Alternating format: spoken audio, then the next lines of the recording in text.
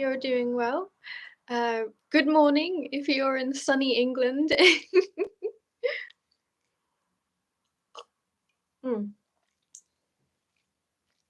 I'm Laura Elizabeth, a hypnotherapist in training, and today I wanted to share a little bit with you about this book I picked up at the library. I wonder if that's back to front. um,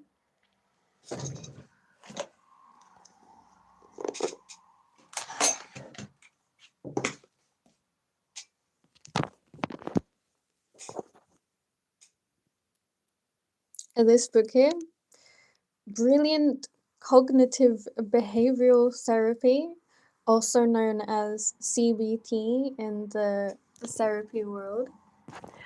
I'm noticing in my training, as I'm reading all these books and resources, there are a lot of abbreviations.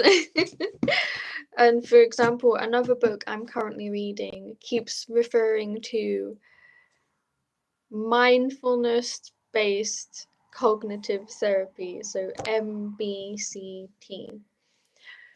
So there's that. I wanted to talk about this one. Obviously, it talks about what CBT is, where it stems from. Yeah, so what's so brilliant about CBT? When you think about the word therapy, what comes to mind? Couches and tears? Brooding silences? The painstaking excavation of childhood fantasies and buried memories? Snowy bearded Austrians in little round glasses? If you are thinking along these lines, you're not alone. Well, no, I'm not. So obviously there's a big mention of Sigmund Freud. There's a lot of controversy around him about he wasn't actually a very nice person or empathetic, which I believe should be your core value as a therapist. So I don't really like to talk about him a lot.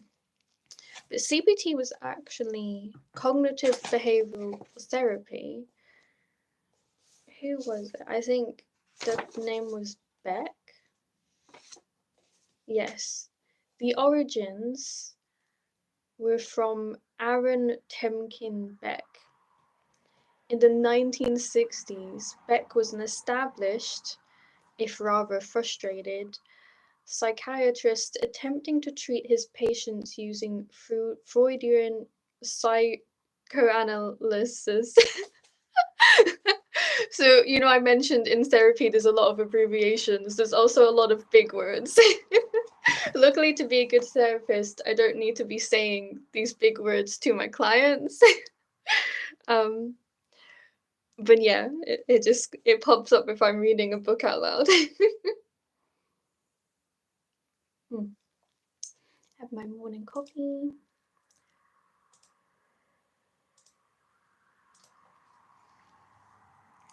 Oh, so many emails today. Okay, don't get distracted, Laura Elizabeth. Where were we with CBT? So yeah, Beck was frustrated using Freud's methods, only emphasized the importance of unpacking repressed conflicts from the past. Beck became convinced that for many of his patients, the crux of their problems lay more in what they were telling themselves in the present. He took up this line of inquiry when one of his patients admitted a number of anxious thoughts about how the consultation with Beck was going. The patient noticed several thoughts of the following kind running through their head. I am a bad patient. Dr. Beck will be disappointed in me. I am just wasting his time. He will probably want to stop seeing me. Beck became convinced that whatever their original source, it was their anxiety-laden commentary that was driving his patients' unpleasant emotions in the here and now. For Beck, turning on the intercom meant giving patient and therapist access to their internal monologue, the stream of characteristic fleeting thoughts that raced through their heads whenever they felt depressed, anxious, or unsure of themselves. It occurred to Beck that if his patients' emotional problems were being caused by their characteristic thinking style, then training them to adopt alternative, healthier habits of thought might provide the key to relieving their symptoms. Beck developed these promising insights and started putting them to the test in his clinical practice. In 1979, he published Cognitive Therapy for Depression, a landmark text that not only described the hallmarks of a depressive thinking style, but offered a new approach for correcting them. Since that time, CBT has never looked back. I think that's really interesting. I'm also reading, I always have several books on the go. I'm also reading another book that references NATs, another abbreviation, negative automatic thoughts. So I really agree there with the thinking of, okay, how can we work on the problem, the present, the current, and the now of, well, you're monologuing, how you speak to yourself and how you talk about things, and touching on the negative automatic thoughts. So automatic being you're thinking them before you even realize it, or you're not even that aware of how deep in this narrative you are thinking. So I really like that it touches on that, because yes, a lot of therapy is to go into childhood and to go into trauma and to unravel that and weaken it and move forward from it. But then how do you move forward if you're still approaching everyday life with a low vibration, negative thought pattern?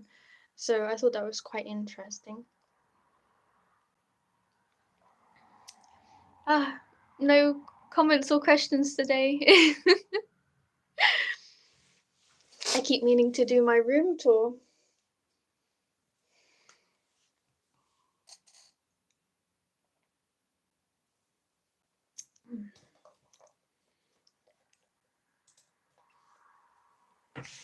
But the bit I really wanted to talk about,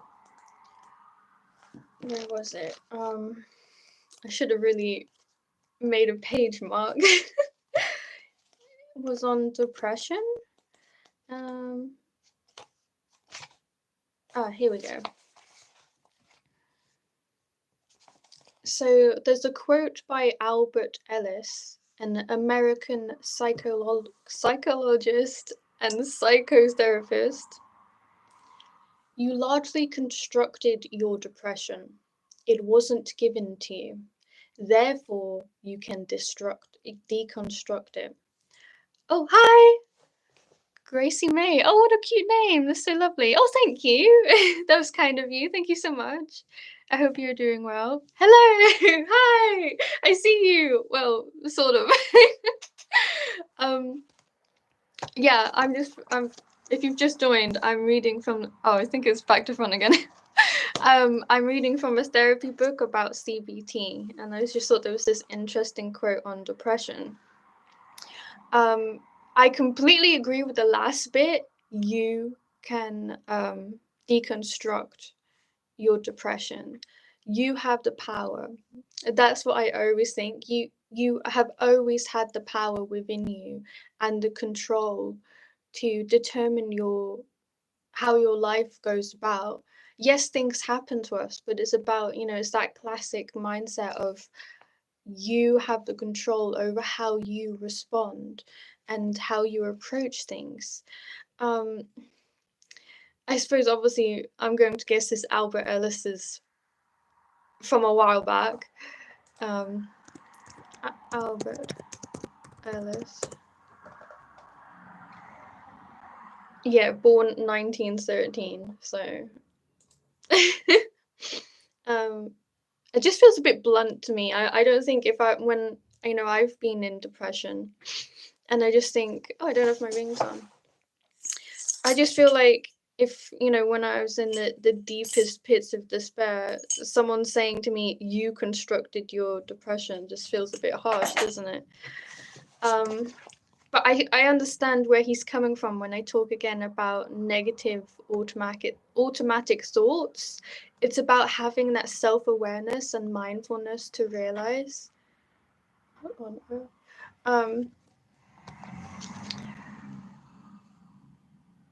To notice the patterns. So for me, for example, when I was in like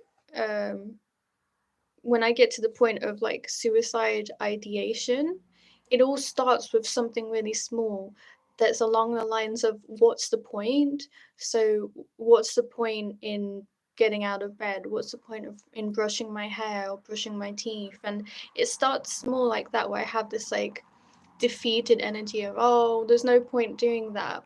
What's the point of blah blah blah? And then if I don't notice it then and there and acknowledge it, that's when it can develop. That's when it can get down that really dangerous avenue of what's the point in living. So I do kind of agree there that like you constructed your depression because you are the one thinking these thoughts and building that avalanche. But it's about, yeah, that's where the other sort of elements of therapy come in of like, okay, how did this start?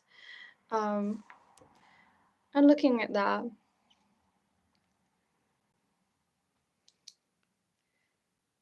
So we'll just talk a bit more about CBT. There's some questions. So, are you depressed? We all feel down from time to time, but to establish whether you might be suffering from clinical depression, have a look at the following checklist. I think that might be back to front again. Do you feel consistently low most days? Do you find it hard to motivate yourself and take pleasure in things? Have you lost or gained significant amounts of weight recently? People who are depressed either lose their appetite or tend to comfort eat. I really like that it mentions both sides of a coin there. For me personally, if I feel even just unhappy or uncomfortable or any sort of negative emotion, I don't eat. And I feel like sometimes that's not talked about enough. Like comfort eating is such a big, well-known thing, but there's also the lack of eating when you're not feeling so well.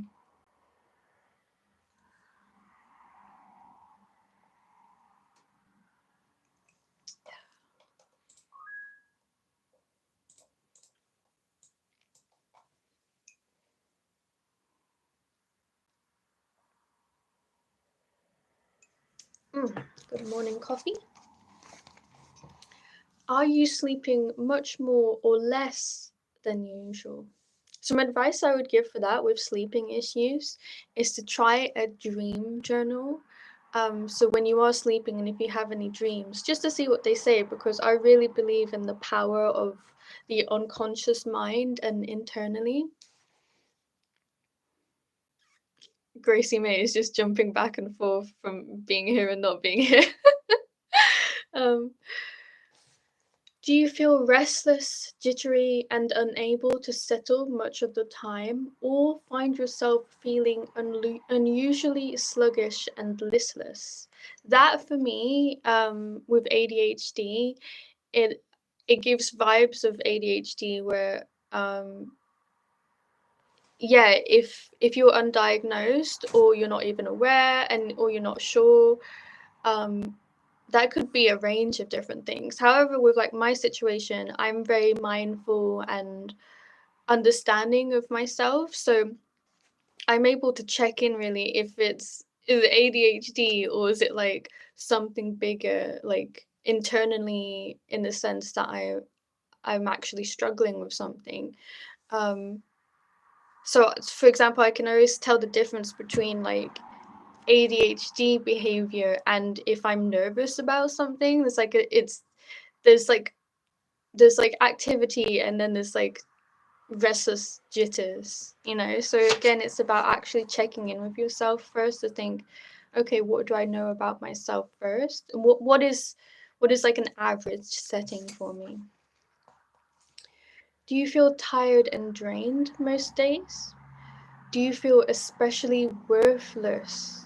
Oh, that's a big one, isn't it? I feel we do have an epidemic of lack of self-belief and self-worth and self-value. I think it comes back to the negative automatic thoughts that we have of always looking outward externally, trying to get, gratification from others, having other people tell you you're beautiful or smart or worthy and all those sorts of things. So that's something that I personally, as a therapist, really strongly preach. I even have a whole talk on it about how self-belief is your strongest asset, how you've had the power within you all along and you will always have that power within you. It really does start with that. I think, if you don't believe you are worthy of the success you achieve, then naturally you are going to still feel unhappy because you feel like it also mentions about guilt, guilty of having success in any way or having anything to be grateful for.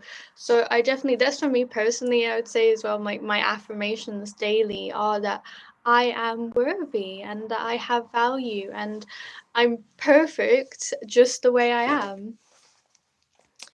Are you finding it hard to concentrate and remember things at the moment? Okay, that also sounds a bit ADHD. So it's just checking in of like what does it like, what would you like to behave, like what's a normal average day for you, and then versus what is there a change, what is a difference?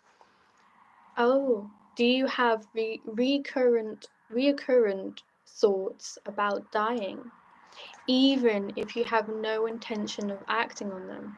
That's a big one. That's a really big one.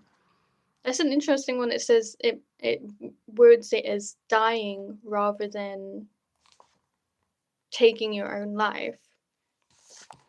But I suppose it could be touching on that. If you answered yes to 5 or more of these questions and your symptoms have persisted for at least 2 weeks, then the chances are you may be suffering from a major depressive episode. Depression is a serious illness. The longer depression is left untreated, the harder it becomes to deal with. Exactly as what I mentioned earlier with my own personal journey. If I don't like nip it in the bud, as soon as I notice what's the point in brushing my hair sort of thinking, then it just immediately snowballs and becomes worse and worse and worse. So yeah, that's a really big one. The harder it becomes to deal with.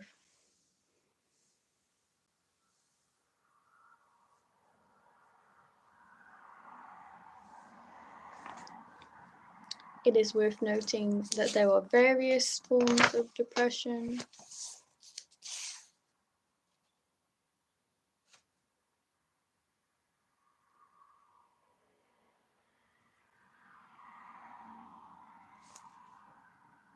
Yeah.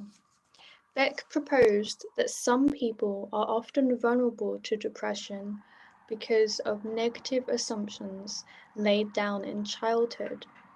Under normal circumstances, he suggested, these beliefs may lie dormant, but a critical incident is all it takes to activate them and unleash a stream of associated negative thoughts. Repeated exposure to these thoughts, Beck argued, in due course produces the organic physical symptoms of a depressive disorder. That's a really good point. I realized throughout all of my life that I did see myself as not worthy, as weaker, as inferior, but it was so ingrained into my DNA that it was just second nature as to who I was. And then something massive happened in my life, an incident that just like strengthened and blew up all of these automatic thoughts, negative automatic thoughts, that they were just like in my face constantly, that I had to become aware of these things and I had to acknowledge them. Um, so then how do you get over that, right? I mean, I did a lot of internal work and I did a lot of, hypnotherapy techniques, a lot of self-hypnosis. For some people, they they need that someone else to help them see that, to put a mirror up in front of them. That's what I really like to show in my therapy sessions, is that I create a safe space for you to be able to just talk it out and discover together what's hidden underneath internally that needs to be seen, that needs to be heard and recognized. And then that's how you can move forward.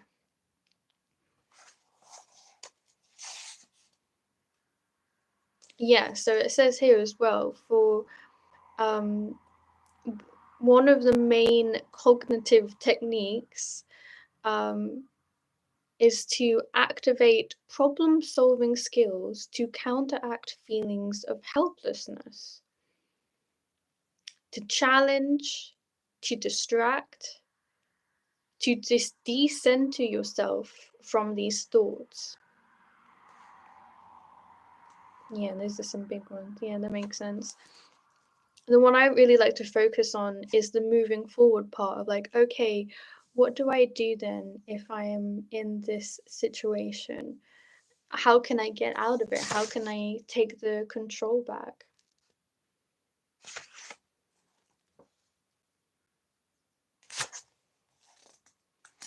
So there are 3 common themes of negative thought patterns. The first one is critical thoughts about the self. So, again, coming back to your lack of worth. So, you're thinking things like, I'm stupid, I'm not worthy, and you're saying all these horrible things about yourself. Number 2 is a bleak, negative view of other people and the world in general.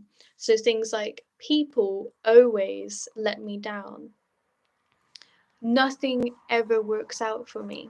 So, that was one of the very first learnings I was taught in my hypnotherapy diploma.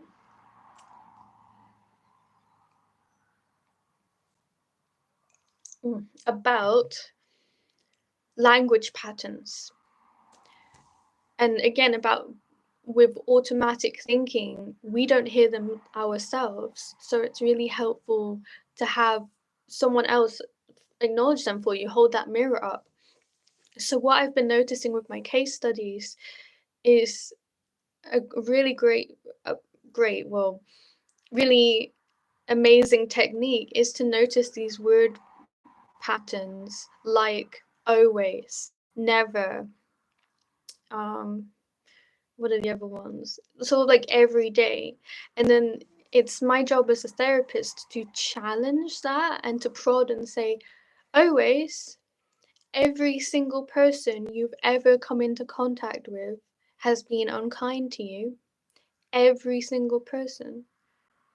No one in this world is friendly, or nothing to be grateful for, nothing that brings you joy or content. And what it does is, when it does that, it weakens that negative automatic thought, because you start thinking about something else that you don't normally think about. And that's really important and powerful, because it's these always and never, all the time thinking, that's what creates that avalanche of well, a depressive episode. And number 3 was a pessimistic outlook on the future.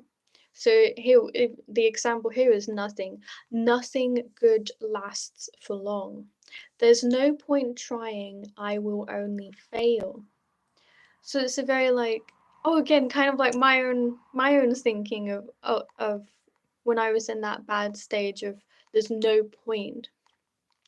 So it's about flipping the script and challenging that and thinking, okay, well, if there was a point, if there was a positive outcome, if there was something exciting and fun and joyful that could come out of this, if your life was a movie that you were watching on a cinema screen and you knew that there was a happy ending, what would it look like? And again, it's just thinking about it, taking that step to even consider those questions. It does something to your mind, it weakens those thoughts because the thing about automatic thoughts is that they are playing on a loop constantly all of the time. Your mind is thinking of a way to strengthen, keep strong this narrative that, yes, going back to Albert about you made your depression, you did begin. I mean, no one chooses, full on chooses, I'm going to be a negative person, but it's kind of like, again, mentions of like being in childhood, like the same for me. I had these beliefs about myself because my parents brought me up to believe that about myself. I mean, I always have this classic example. I look back and laugh now because it's just so bizarre, so silly. But one of my parents' narratives for myself was that I was clumsy. So it was the running joke that Laura Elizabeth is so clumsy. I was always spilling things and dropping things and breaking things, and that was just the way it was. There was nothing I could do about it. I was just a really clumsy person. And then something happened. I moved out of the family home. I moved to the city, London. Um, I got a job and I started, gaining some independence and some self worth and feeling really great about myself. I was starting to pursue the hypnotherapy, the self hypnosis, and the meditation and the mindfulness. And it was amazing. And I completely forgot this narrative that I was a clumsy person. And then I would go back to my family and I would be in that house and pretty much immediately I break something. And everyone's laughing like, "Oh, Laura's back. You can hear it. Look at that, this mess already." And I remember standing there because I was in the kitchen, standing in the kitchen, looking at the mess I've made, and I'm just in shock, thinking, I haven't been like this for months. What is going on? This is so bizarre. And then that led me down this whole path of discovery, of unpicking, unraveling everything that I've been taught and that was surrounding me. And I was able to do that because I'd taken a step back. I'd descended myself from this situation so that I could look at it from a different viewpoint. And I could see that it was just my body's unconscious way of crying for help, for saying, "You are anxious, the second you step foot in this house, you are on high alert, you're in fight and flight freeze mode." You know what I mean, right? Like, I was even sort of, unstable, so of course I'm dropping things. It was quite deep, quite scary to have to acknowledge that. We're brought up to think your family, your blood relations love you and, will do the best for you and all that sort of stuff to unravel. Um, but again, it's that narrative. I took it on as a personality trait that I was just a clumsy person and that there was nothing I could do about that. And it was because my entire life I'd had these people saying it to me every single day and saying it. And then you take that narrative away and you suddenly realize, oh, hang on, if that was something that wasn't true, what else was there? So yeah, there's a lot to it. And a lot of people who come for hypnotherapy, they've already done that work. Oh my gosh, something is ringing. Um, and so I'm able to easily work with them on moving forward, and I have techniques for that. But there's also people who can acknowledge that they just don't feel so great. They feel low. They'd like to be happier and more content and grateful. And so we start from the beginning. There are plenty of techniques there as well. Like I say, like something I really strongly believe in it's just having a safe space to talk and maybe say things that you've never said out loud before, ever. Maybe even properly to yourself. And, I love actually seeing on people's faces that sort of light bulb moment of like, whoa, where did that come from? What did I just say? It's amazing. Like, that's why I was saying, like, you have the power within. You have the answers within you. You just need to, find the courage to get there and have the techniques to get there.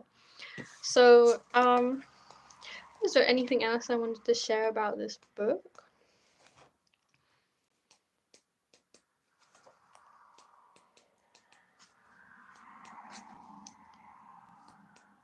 It's all really, really good. I think that was the biggest one I wanted to share. What was it? Classically me, I took a photo of one of the pages. There we go. 63. Okay. 70. Yeah. Right, what was this?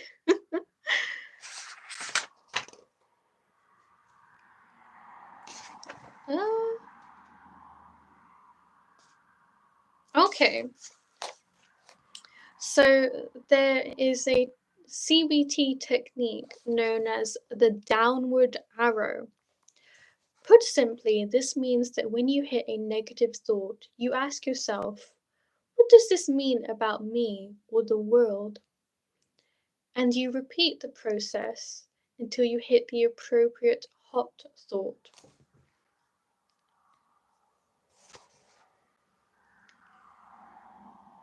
So what it means with this continuous downward arrow is that you want to get to the root of things and just to go internally and to get that information, because the surface level thought is not enough. So how you think this through is, if you have a thought, a negative automatic thought, a negative viewpoint, you ask which means or matters because, and then you can keep going through there.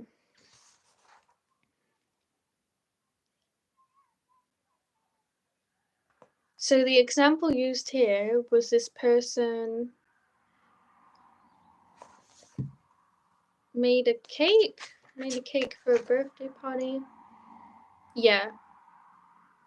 They take the cake out of the oven and find that it has risen unevenly. They feel a wave of panic sweep over them while the negative thought plays through their mind. Everything is now ruined. So, is everything now ruined? The cake is cooked, it's edible, it's just a little bit wonky. And in that moment, they thought a very negative thought. Everything is ruined. And for context, everything else about the party preparation went really well.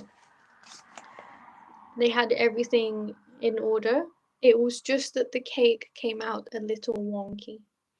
So, what can you do from here? So we start with that very first thought. Everything is now ruined. And that person then has to ask themselves, which means or matters because, and then the thought example, so the next arrow is, it's not as I planned. So they planned for things to be perfect, but now it's not.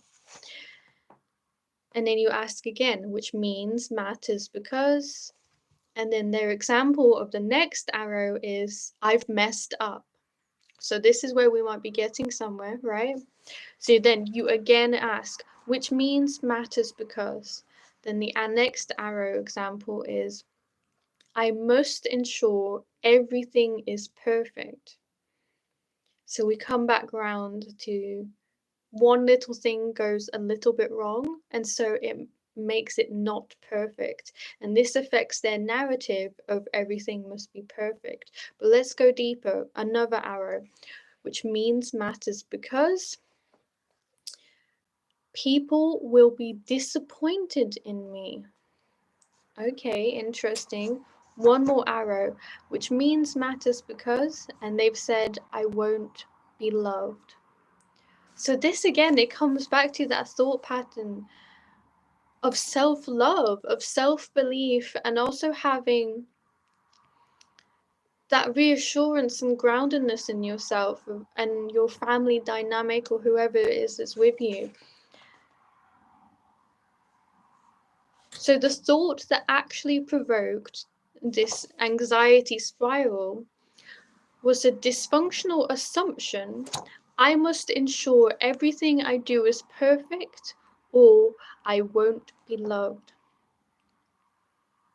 This was a thought that needed to be challenged.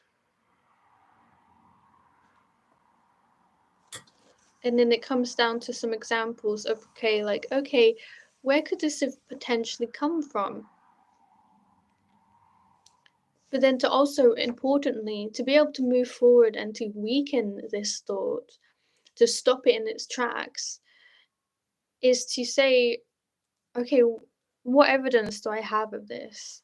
So the example here of they've made mistakes like this in the past, and no one was upset or bothered by it. Everyone was happy. Other people have made mistakes in the past and are still lovable. There is a respected school of thought that people should be loved for who they are, not what they do. Oh, exactly. We all have value.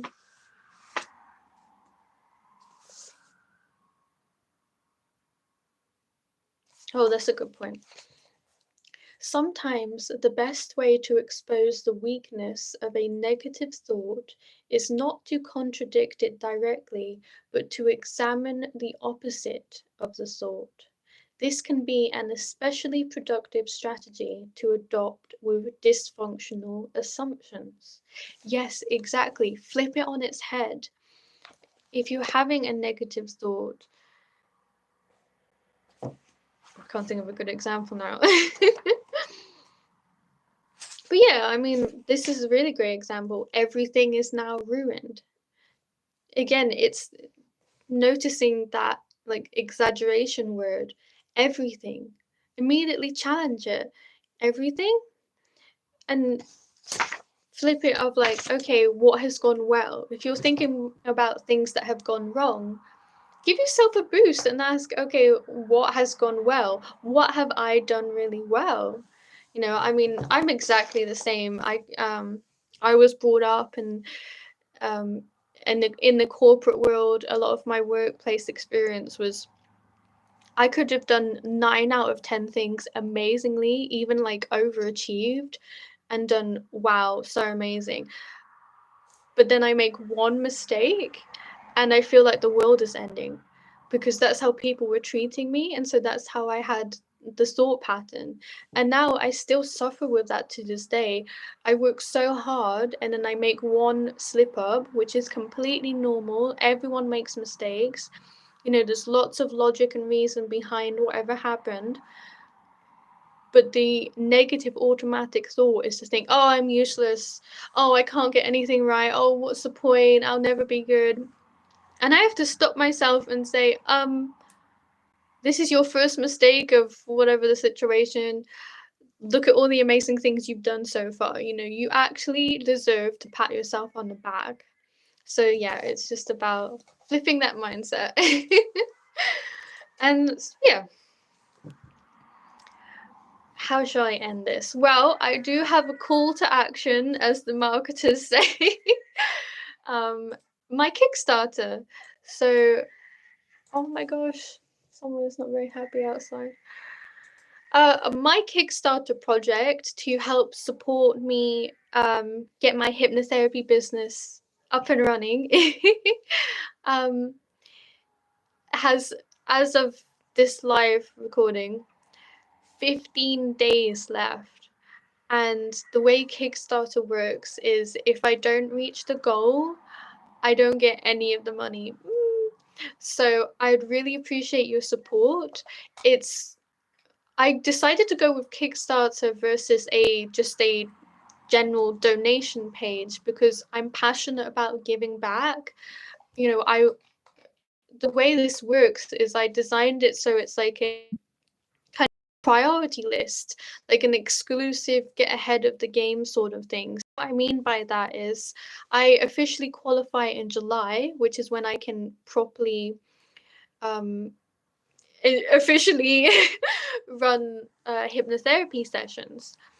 And so what I'm saying with this is if you go onto the Kickstarter and you purchase a hypnotherapy session, a set of hypnotherapy sessions, a I can do the recorded his hypnosises now. But yeah, so you were to get that a hypnotherapy session, you are guaranteed a first come, first served thing of, and you know when to expect it. So if you have the goal to, okay, this year, definitely, you know, by the end of this year, I want to be feeling better about this. I want to get rid of this bad habit. I want to, um, you know, end this phobia. I want to get rid of this phobia I have, whatever it is. And if it's the goal that this year will be different, well, summer is the perfect time for it. And so then if you pledge, when you click on that link and you confirm it, you've then got it to look forward to, that you know, you can guarantee that I'll get in touch with you. And then there's also the big point as well of like talking about value. The prices I've put for the Kickstarter for these options are for one time only for this Kickstarter only. So going forward, when I officially qualify and I set up my business with my website, the prices for all of these things will be far higher.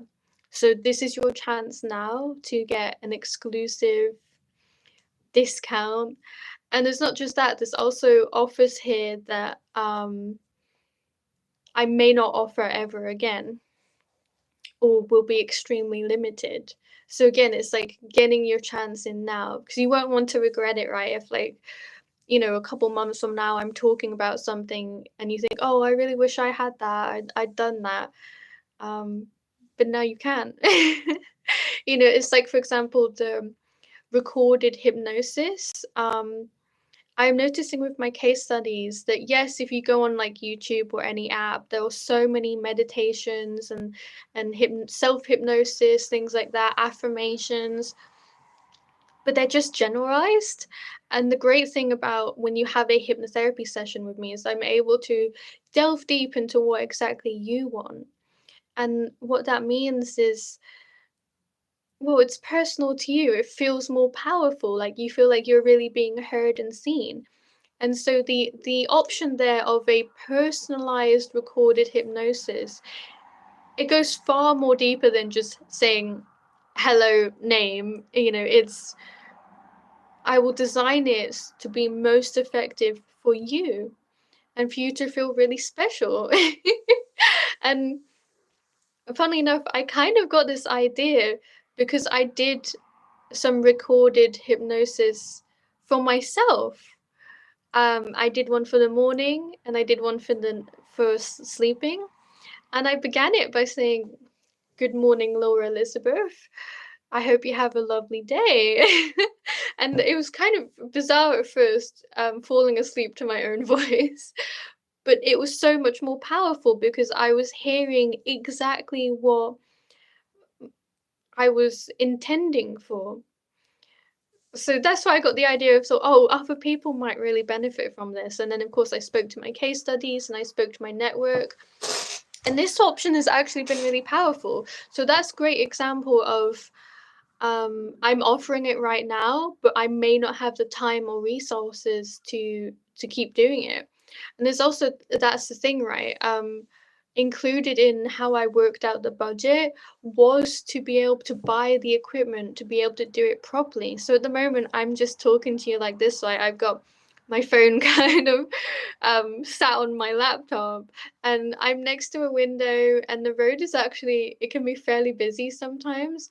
So, I mean, especially if it's meant to be a sleep hypnosis, um, you know, being able to hear the traffic go by is not exactly great. So, just different little things like that that I had to take into consideration. Um, so that's what I mean by like helping me get sorted, but we're on a journey here together. And I suppose it would be really helpful. A, a really great friend of mine helped me with the jazz up my copy. I realized to begin with, um, it was coming from the wrong place, um, from the wrong sort of point of mind of view. So I'll just read it for you. So this is from my Kickstarter page. When you go onto it, there's a video, there's a photo, there's text, there's info. It's all there. But if you're listening, I'll read it. So, support lqdmagic hypnotherapy with Laura Elizabeth. Support life-changing hypnotherapy and get exclusive rewards. Your donation isn't just support, it's an investment in transformation. Hi, I'm Laura Elizabeth, a passionate hypnotherapist in training, and I'm on a mission to help people break through fear, anxiety, and self doubt so they can live as their most confident, thriving selves.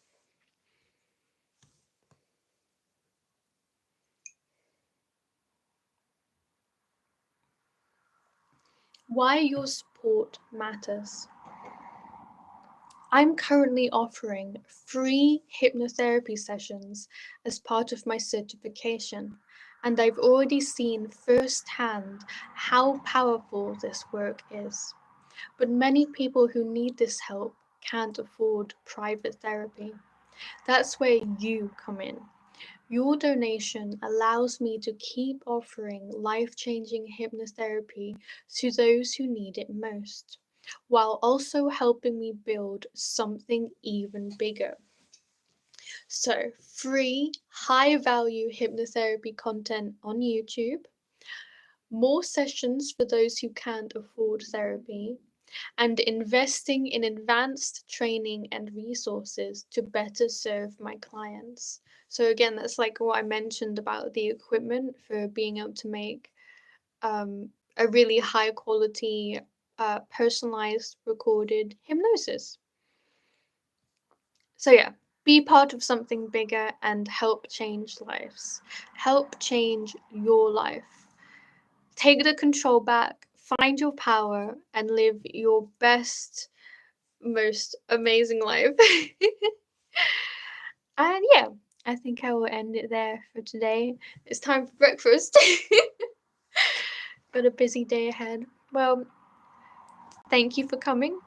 I hope you have a lovely day, and I will see you again soon. Take care.